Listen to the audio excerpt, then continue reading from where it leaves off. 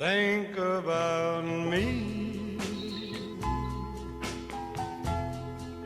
Good morning. whenever you're lonely.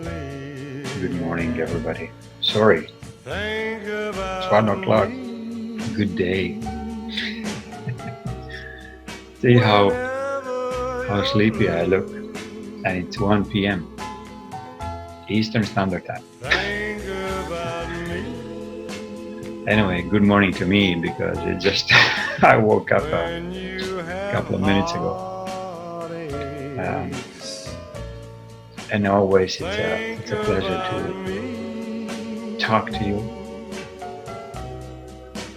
Thinking I would about like you to give me some feedback, your in responses. the evening If you can make your own when the sun sets video recordings, post them out, and blue start practicing, because this is the way how we can communicate without waiting for the mass media to start doing something more enlightened than just advertisements and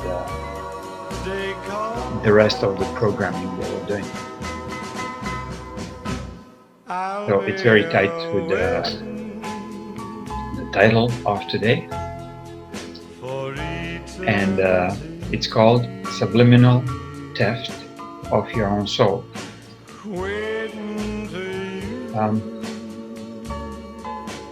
I hope you're already aware of what does it mean subliminal, which is not in the open.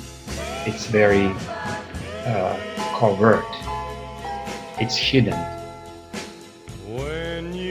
And by this, it actually can make a certain effect on you and on your well-being, and that you're not aware of at all. You are maybe aware of your reactions on something that you didn't do before, but you don't know where this is coming from. So most of the social behavior in our environment is done by subliminal messaging, covert programming, very deep cellular programming that we are not fully, we were not aware as a society. I wasn't. And the party that was involved in this was very keen to keep this way. And reason why is when this is uncovered or discovered or put in the front, put in the light, it becomes pretty much useless. It loses its power of the secrets. It loses its power of not being transparent. So they kind of making a back door into your energy field and just sucking you out. So if you just think about the title, Subliminal Theft of Your Soul. So we, as a humanity, been born in this environment, which is completely illusionary in the perspective of how we seeing it, what has been presented to us. The real nature of our being or human being is way more beautiful than what we are right now, or how we see ourselves right now. So when we expose something, comes to light, becomes very transparent, and it has no power of the unknown programming that has been done until now. A small example, when an implant, a physical implant, is discovered on the body, on the physical body, when this is exposed by people, they can sense it, people, they can influence the implants to be actually not being hidden anymore. They cannot affect your neurological structure any longer. So I'm pretty much starting with these kind of conversations with a story. When in Brazil, in deepest jungle, tree falls down and nobody saw it. Did this tree make any sound? Just think for a second. The only one my arms could ever hold.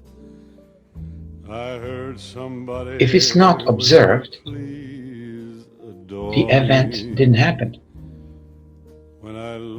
So by us observing an implant, observing covert operations, observing poisoning of the earth, and basically exposing this to the surface, then this event become fully lit up. It become fully, brought to awareness of us as observers.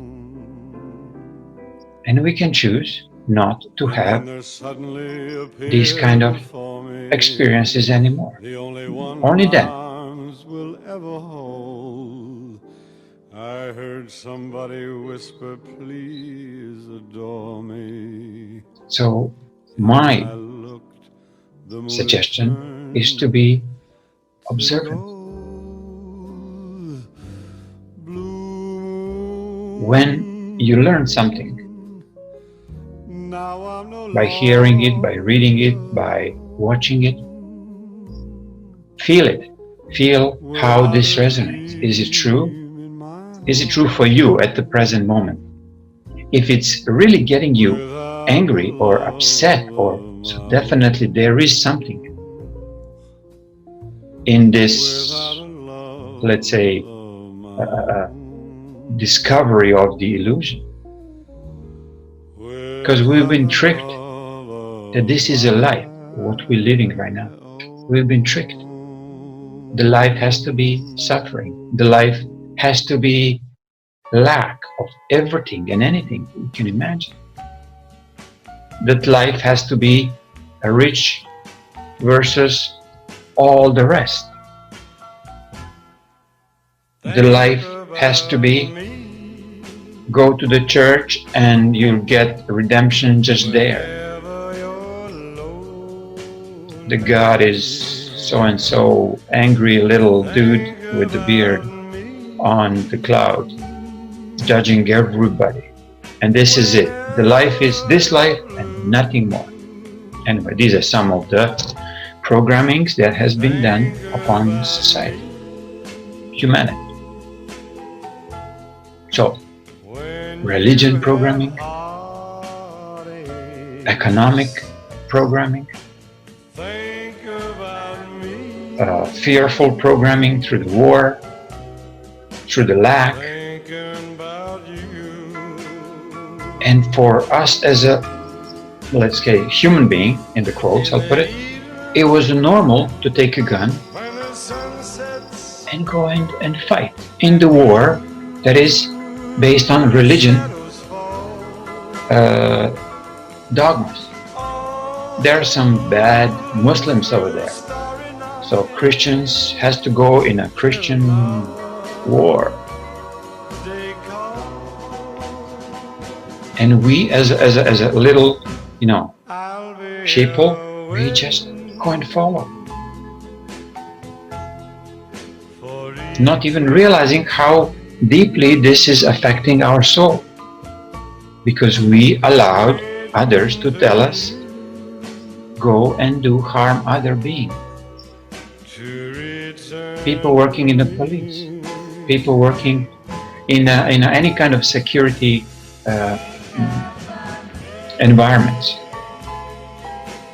I mean, we have to secure humanity against these kind of behaviors. The people with the guns, the people with authority. I have authority to, let's say, the judges and the lawyers. They have a right to tell you what you did wrong. This is stripping from you all the moral obligations that you choose what is moral and what is not. Okay, so when we turn this around and we say, no, I will take my responsibility for what I am truly feeling that is moral. For me, it's moral not to carry a gun. And I refused it. Even I was in the position that I have to go to the army. I refused it. I'm talking personally. But you can do the same. You can refuse any kind of behavior that you find that it's immoral and not ethical if it's hurting other being, if it's hurting animal, if it's hurting earth. It's easy, like the morality and ethics are very, very clear. But we actually will breed into some kind of, I can call it a fake morality or ethics by education. It doesn't exist. This is a man's created morality. It's a man's created law.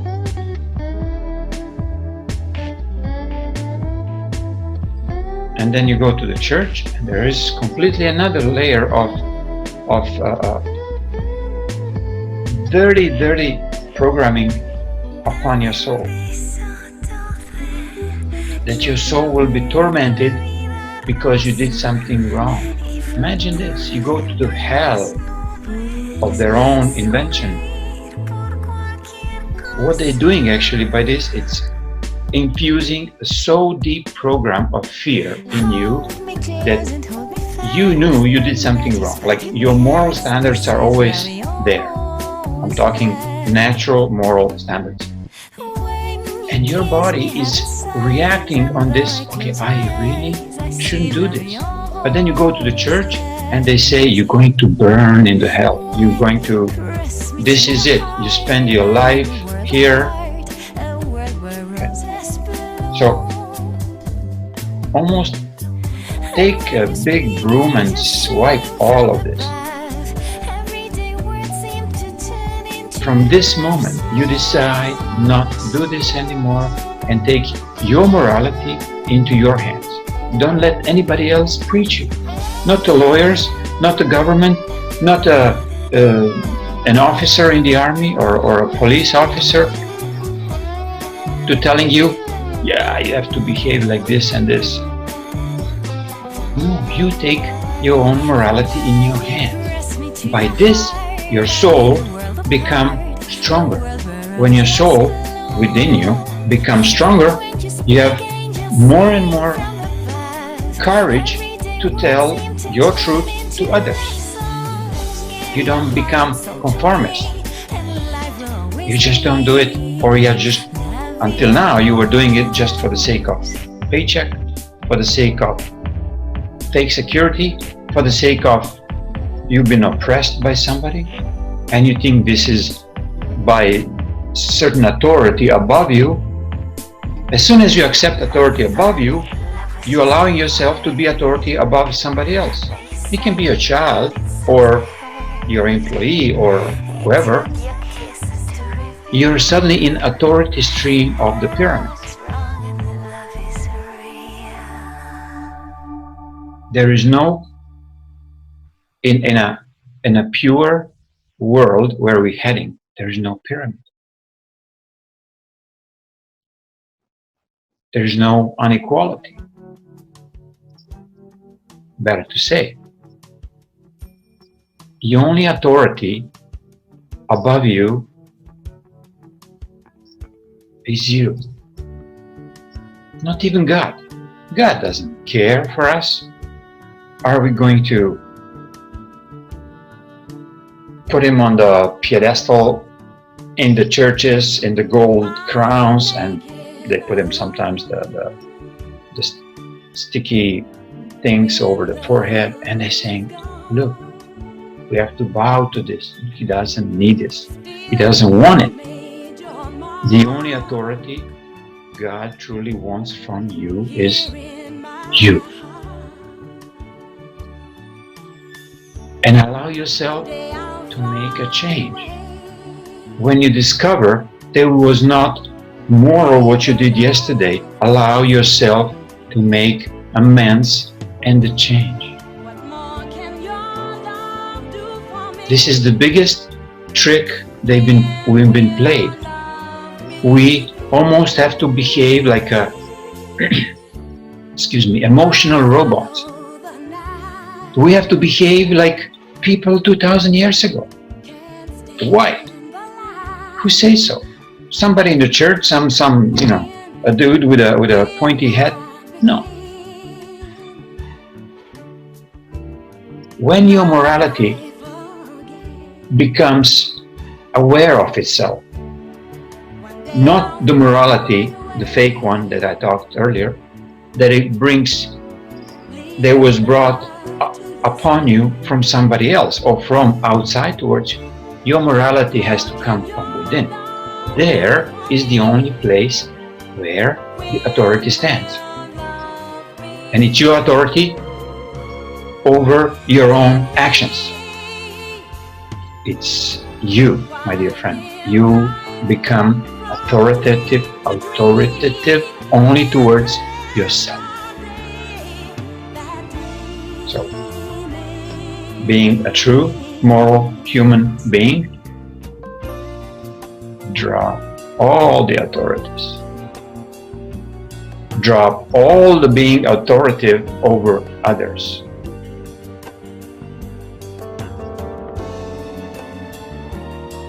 And the best thing, try to have fun while doing it. You'll see it'll make a major difference. Major difference when you have fun discovering who you truly are. One day I'll fly. Just Leave your love to yesterday. What more can